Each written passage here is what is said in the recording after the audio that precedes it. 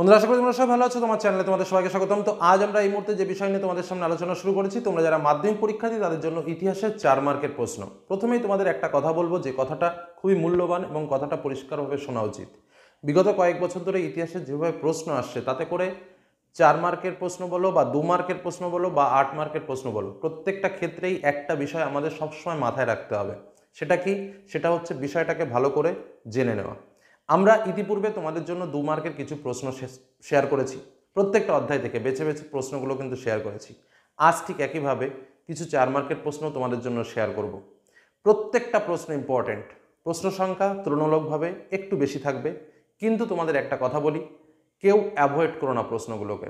সমস্যাটা তখনই হয় যখন আমাদের সাজেশনের ওপরে তোমরা আবার সাজেশন করো।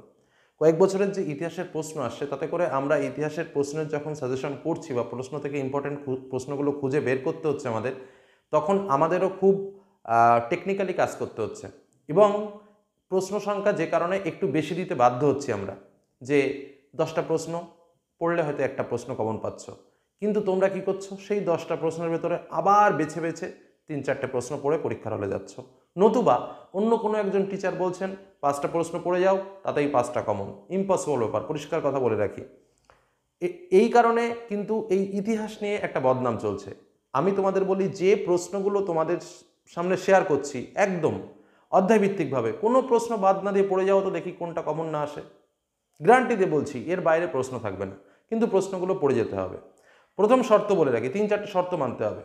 2 মার্কের যে প্রশ্নগুলো বলেছিলাম, সেই প্রশ্নগুলো কিন্তু 4 মার্কেও আসতে পারে, এটা কিন্তু মাথায় রাখতে হবে। আমি 2 মার্কের প্রশ্ন আলোচনার সময় বলেছিলাম, যে কারণে 2 মার্কের জন্য যে প্রশ্নগুলো শেয়ার করেছিলাম সেগুলো খুব ভালো করে রেডি করবে। এমন অনেক প্রশ্নই আছে যে প্রশ্নগুলো আমি 2 মার্কেও শেয়ার করেছি, আবার আজকে 4 মার্কেও শেয়ার করছি। অর্থাৎ প্রত্যেকটা প্রশ্নই, সেটা 2 মার্কের প্রশ্নই হোক বা আজকে 4 মার্কের প্রশ্ন হোক, প্রত্যেকটা পার্টই ভালো করে করতে হবে। 4 মার্কের অনেক প্রশ্ন রয়েছে যেগুলো শুধুমাত্র 4 মার্ক হিসেবে নয়, যে প্রশ্নগুলো 2 মার্কের হিসেবেও আসতে পারে।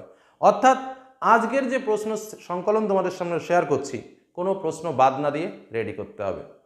ন্যূনতম 6টা পয়েন্টে উত্তর লিখতে হবে। এবার আসা যাক আর একটা কথায়। আমাদের পরীক্ষাতে টোটাল 8টা প্রশ্ন আসে, আমাদের 8টা চ্যাপ্টার রয়েছে। এসব কথা তোমাদের কেউ বলবে না। ফার্স্ট চ্যাপ্টার, সেকেন্ড চ্যাপ্টার থেকে এরকম মোট 8টা চ্যাপ্টার রয়েছে। আমাদের এই 8টা চ্যাপ্টার থেকে 8টা প্রশ্ন আসবে। কথাটা খুব ভালো করে বুঝে নাও। আমাদের পরীক্ষার হলে উত্তর করতে হবে কটা প্রশ্ন? 6টা প্রশ্নের উত্তর করতে হবে। অতএব আমরা যে প্রশ্নগুলো দিচ্ছি, সেই প্রশ্নগুলোও কিন্তু বাদ দেবে না, রেডি করবে। এমনভাবে রেডি করবে যাতে তুমি 8টা প্রশ্নই অ্যাটেন্ড করতে পারো বা 8টা প্রশ্নই খুব ভালোভাবে রেডি করতে পারো। এবার যদি কেউ প্রশ্ন করে, স্যার সব থেকে সহজ 6টা চ্যাপ্টার কোনটা, আমি তোমাদের বলবো 6 নম্বর আর 7 নম্বরটা অ্যাভয়েড করলেও করতে পারো, কারণ ওই জায়গাটা একটু জটিল পদ্ধতির প্রশ্ন হয়। কিন্তু বাদ বাকি সমস্ত চ্যাপ্টার, অর্থাৎ 1, 2, 3, 4, 5 এবং 8 সব থেকে সহজতম চ্যাপ্টার। কিন্তু আমি বলবো কোনো পার্ট বাদ দেবে না, প্রত্যেকটা পার্ট সম গুরুত্ব সহকারে পড়ো। যে কটা প্রশ্ন তোমাদের সামনে শেয়ার করছি, সে কটা প্রশ্ন রেডি করে পরীক্ষার হলে যাও। এইটুকু রিকোয়েস্ট রইল তোমাদের ভালোর জন্য, যদি পারো প্রশ্নগুলো রেডি করে পরীক্ষার হলে যাও। এটুকু বলে আমরা মূল আলোচনা প্রসঙ্গে প্রবেশ করি এবং দেখে নিই মূল প্রশ্নগুলো কী কী রয়েছে। চলো তাহলে দেখে নেওয়া যাক প্রশ্নগুলো কী কী রয়েছে। আবারও বলছি, কোনো প্রশ্ন বাদ না দিয়ে, নিজে উস্তাদি না করে প্রত্যেকটা প্রশ্ন পড়ে পরীক্ষার হলে যাও। অন্তত চোখের দেখা দেখে জেনে পরীক্ষার হলে যাও। চলো দেখে নেওয়া যাক মূল প্রশ্নগুলো কী কী রয়েছে। বন্ধুরা, তাহলে দেখে নেওয়া যাক পরপর প্রশ্নগুলো। যে প্রশ্নগুলো আমাদের পরীক্ষাতে আসার সম্ভাবনা সব থেকে বেশি, আমি আবারও বলছি 2 মার্কে যে প্রশ্নগুলো তোমাদের জন্য শেয়ার করেছি, সেই 2 মার্কের কোশ্চেনগুলো কিন্তু অবশ্যই ভালো করে রেডি করবে। তার সঙ্গে আজকের এই 4 মার্কের প্রশ্ন, এগুলো যদি রেডি করতে পারো, তোমাদের ইতিহাসে 2 মার্ক বলো এবং 4 মার্ক বলো, কোনো প্রশ্নে তোমাদের বাধা আসবে না, এটুকু নিশ্চিত থাকতে পারো তোমরা। তো চলো কী কী প্রশ্নগুলো পড়বে বা এই প্রশ্নগুলো তোমাদের রেডি হয়েছে কিনা এক নজরে দেখে নাও। প্রথম, ইতিহাসের ধারণা থেকে যে প্রশ্নগুলোর কথা বলবো। প্রথম প্রশ্ন, ইন্দিরা গান্ধীকে লেখা জওহরলাল নেহরু চিঠি সম্পর্কে সংক্ষিপ্ত আলোচনা করো, বা এই চিঠি থেকে কি জানা যায় বা এই চিঠির তাৎপর্য কী, যে কোনোভাবে প্রশ্নগুলো ঘুরিয়ে দিতে পারে। নতুন সামাজিক ইতিহাস চর্চা গুরুত্বপূর্ণ হয়ে উঠেছে কেন? আধুনিক ইতিহাস চর্চায় খেলার ইতিহাসের গুরুত্ব কী? জাতীয়তাবাদের উন্মেষে সোমপ্রকাশ পত্রিকার ভূমিকা কী? আত্মজীবনী হিসেবে জীবনস্মৃতি সম্পর্কে তোমার ধারণা উল্লেখ করো, অথবা জীবনস্মৃতি থেকে আমরা 19 শতকের ভারতের ইতিহাসের কী কী উপাদান পাই। নেক্সট, পোশাক পরিচ্ছদের ইতিহাসের একটি সংক্ষিপ্ত বর্ণনা দাও। বঙ্গদর্শন পত্রিকার মাধ্যমে তৎকালীন বঙ্গ সমাজে জাতীয়তাবাদের প্রসার কেন হয়েছিল? দৃশ্যশিল্পের ইতিহাস সম্পর্কে আলোচনা করো। স্থাপত্য ও ভাস্কর্যের ইতিহাসের বৈশিষ্ট্যগুলি লেখো। টিকা লেখো বঙ্গদর্শন পত্রিকা বা নারীর ইতিহাস। এবং আরেকটা প্রশ্ন হচ্ছে ইতিহাসের উপাদান হিসেবে জীবনের ঝরাপাতার গুরুত্ব আলোচনা করো। পরবর্তী অধ্যায়ে আমরা চলে আসি দ্বিতীয় অধ্যায়, যেটা হচ্ছে সংস্কার, বৈশিষ্ট্য এবং পর্যালোচনা। প্রথম প্রশ্ন, 19 শতকে বাংলার শিক্ষা বিস্তারে রামমোহন রায়ের ভূমিকা আলোচনা করো। দ্বিতীয় প্রশ্ন, সমাজ সংস্কার আন্দোলনে ব্রাহ্ম সমাজের কিরূপ ভূমিকা ছিল। পরবর্তী প্রশ্ন, নীলকর সাহেবদের অত্যাচারের বিরুদ্ধে হিন্দু পেট্রিয়ট কিভাবে জনমত গড়ে তোলে। পরবর্তী প্রশ্ন, সতীদাহ প্রথা বিরোধী আন্দোলনের স্বরূপ বিশ্লেষণ করো। পরবর্তী প্রশ্ন, 19 শতকের প্রাচ্য ও পাশ্চাত্য শিক্ষা বিষয়ক দ্বন্দ্ব সম্পর্কে কি জানো আলোচনা করো। পরবর্তী প্রশ্ন, আধুনিক শিক্ষা চিকিৎসাবিদ্যায় চর্চায় কলকাতা মেডিকেল কলেজের ভূমিকা কিরূপ ছিল। পরবর্তী কোশ্চেন, জাতীয় জাগরণে ও সমাজ সংস্কারে স্বামী বিবেকানন্দের অবদান কী ছিল। পরবর্তী কোশ্চেন, হুতুম প্যাঁচার নকশাতে লেখক কিভাবে কলকাতার সমাজচিত্র তুলে ধরেছেন। তৃতীয় অধ্যায়, প্রতিরোধ ও বিদ্রোহ, বৈশিষ্ট্য ও বিশ্লেষণ। প্রথম প্রশ্ন, তিতুমির ওহাবি আন্দোলন পরিচালনা করার ক্ষেত্রে কী কী পদক্ষেপ গ্রহণ করেছিলেন। নীল বিদ্রোহ সফল না হওয়ার পেছনে কী কারণ ছিল বলে তোমার মনে হয়, বা নীল বিদ্রোহের ব্যর্থতার কারণ, যেটা মূল কথা। চুয়ার বিদ্রোহ সংগঠিত হওয়ার পেছনে কী কী কারণ ছিল। সন্ন্যাসী ও ফকির বিদ্রোহের কারণগুলো কী কী। তারিকি মোহাম্মদিয়ার মূল ভাবধারা মুসলিম সমাজে কীভাবে জাতীয়তাবোধের উন্মেষ ঘটায়। 1899 থেকে 1900 খ্রিস্টাব্দে মুন্ডা উপজাতিরা কেন বিদ্রোহের পথে অগ্রসর হয়েছিল, বা মুন্ডা বিদ্রোহের কারণ। সাঁওতাল বিদ্রোহের কারণ কি। নীলকর সাহেবের কৃষকদের ওপর কিভাবে অত্যাচার করত সংক্ষেপে আলোচনা করো। ফরাজি আন্দোলন কি ধর্মীয় পুনর্জাগরণের আন্দোলন, ব্যাখ্যা করো। কি উদ্দেশ্যে সরকার ঔপনিবেশিক অরণ্য আইন প্রণয়ন করে, আলোচনা করো। পরবর্তী অধ্যায়, চতুর্থ অধ্যায়, সংঘবদ্ধতার গোড়ার কথা, বৈশিষ্ট্য ও বিশ্লেষণ। প্রথম প্রশ্ন, 1857 সালের বিদ্রোহকে জাতি বিদ্রোহ ও সিপাহী বিদ্রোহ বলা হয় কেন। তারপরে কিছু গুরুত্বপূর্ণ সংজ্ঞা ও গুরুত্ব রয়েছে, তার মধ্যে ভারতের সভা সমিতির যুগ, ভারত সভা, ইলবার্ট বিল, মহারানীর ঘোষণাপত্র, ল্যান্ড হোল্ডার সোসাইটি, বঙ্গভাষা প্রকাশিকা সভা। এই টিকাগুলো এমনই যেগুলো তোমাদের পরীক্ষাতে 2 মার্কেও আসতে পারে, আবার 4 মার্কেও আসতে পারে, অতএব সেইভাবেই রেডি রাখবে। 2 মার্কের যে সাজেশন দিয়েছিলাম সেখানেও এগুলো উল্লেখ রয়েছে। পরবর্তী প্রশ্ন, বর্তমান ভারত গ্রন্থ কীভাবে জাতীয়তাবাদী ভাবধারাকে উদ্দীপ্ত করেছিল।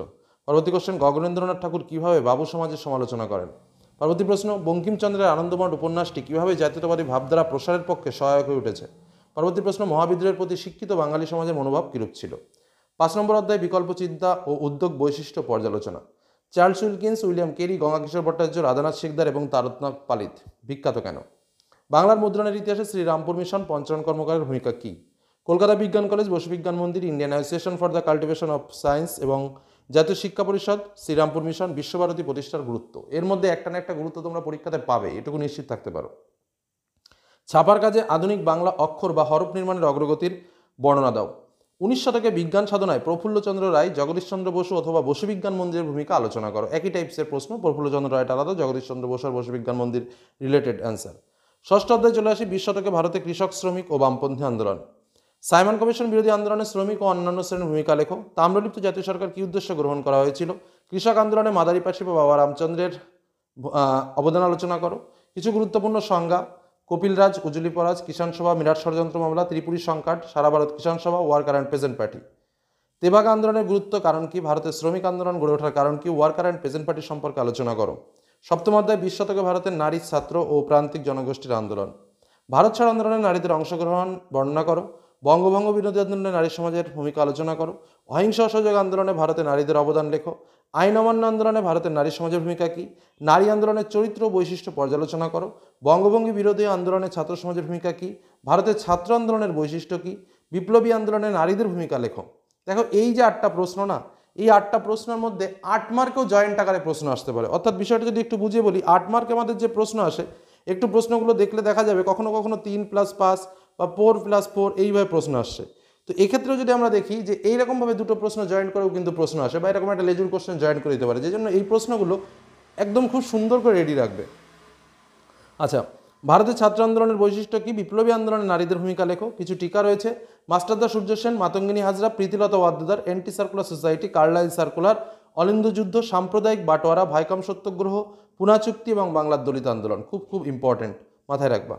অলিন্দ যুদ্ধ সম্পর্কে আলোচনা করো। রশিদ আলী দিবস সম্পর্কে আলোচনা করো। প্রীতিলতা ওয়াদ্দেদার স্মরণীয় কেন এবং দলিত আন্দোলন বিষয়ে গান্ধী আম্বেদকর বিতর্ক নিয়ে আলোচনা করো। যে কটা প্রশ্ন বলেছি এর মধ্যে কোনো প্রশ্নকে বাদ দিয়ে বের করা যাচ্ছে না যে এই প্রশ্নটা আসবে না। অনেকে হয়তো ভাবতে পারো স্যার অনেক কোশ্চেন দিচ্ছে, কিন্তু দেখো বিশ্বাস করো কিছু করার নেই, কারণ ইতিহাসে যেভাবে প্রশ্ন আসছে তাতে করে এই প্রশ্নগুলো রেডি করতেই হচ্ছে। নেক্সট, লাস্ট অধ্যায়, উত্তর ঔপনিবেশিক ভারত। প্রথম প্রশ্ন, জুনাগড় এবং হায়দ্রাবাদ কীভাবে ভারতের সঙ্গে যুক্ত হলো। দ্বিতীয় কোশ্চেন, দেশীয় রাজ্যগুলিকে কী উদ্দেশ্যে ভারতের সঙ্গে যুক্ত করে। কে কী উদ্দেশ্যে ভারতের সঙ্গে যুক্ত করে। পরের প্রশ্ন, উদ্বাস্তু পুনর্বাসনে ভারত সরকারের ভূমিকা আলোচনা করো। পরবর্তী কোশ্চেন, দেশীয় রাজ্যগুলি ভারত মুক্তির জন্য স্বাধীন ভারত সরকার কি কি উদ্যোগ নেয়। পরবর্তী কোশ্চেন, উদ্বাস্তু পুনর্বাসনে পশ্চিমবঙ্গ সরকারের ভূমিকা আলোচনা করো। পরের কোশ্চেন, উদ্বাস্তু পুনর্বাসনের ক্ষেত্রে পূর্ব পাকিস্তান ও পশ্চিম পাকিস্তানের শরণার্থীদের মধ্যে ভারত সরকারের দৃষ্টিভঙ্গি কি একই ছিল, তোমার মতের সপক্ষে যুক্তি দাও। পরবর্তী প্রশ্ন, উদ্বাস্তু কাদের বলা হয়, দেশবিভাগজনিত উদ্বাস্তুর সমস্যাগুলো কি কি, দণ্ডকারণ্য প্রকল্প কি, এবং লাস্ট কোশ্চেন, নেহরু লিয়াকত চুক্তি সম্পর্কে যা জানো আলোচনা করো। এই যে প্রশ্ন কটা বললাম, এই প্রশ্ন কটা প্রত্যেক অধ্যায়ভিত্তিক বললাম তোমাদের সুবিধার্থে, কোনো প্রশ্ন বাদ না দিয়ে রেডি করে পরীক্ষার হলে যাও, এটুকু বলবো। আর এর আগে 2 মার্কের প্রশ্ন তোমাদের সামনে তুলে ধরেছিলাম, সেই প্রশ্নগুলোও দেখে যেন পরীক্ষার হলে যেও। অধ্যায়ভিত্তিক এই যে প্রশ্নগুলো দিলাম, এগুলো যদি তুমি রেডি করতে পারো, 2 মার্ক বলো 4 মার্ক বলো, তোমরা ফুলফিল কমপ্লিট কমন পাবে, এটুকু নিশ্চিত থাকতে পারো। এই বলে আজকের আলোচনা শেষ করলাম। ধন্যবাদ।